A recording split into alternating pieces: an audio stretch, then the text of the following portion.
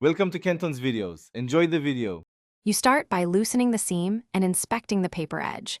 This reveals whether adhesive or torn fibers are the problem. Use a utility knife to lift 1 to 2 inches, then clean dust with a small brush so new adhesive bonds to clean surfaces. Apply a thin line of clear seam adhesive under the lifted edge.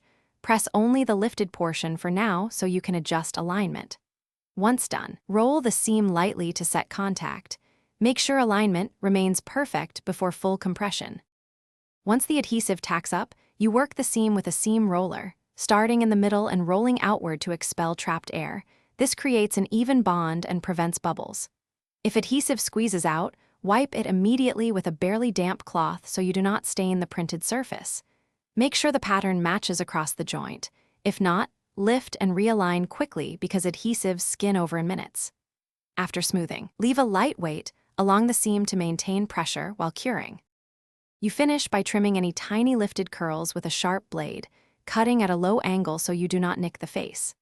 If the seam reopens or splits, inject a small bead of seam adhesive into the gap, press gently, then clamp or wait it for 30 to 60 minutes to cure. If a thin line remains visible, apply a minute amount of matching pigment filler and feather it with a soft brush. This hides the line without compromising the bond.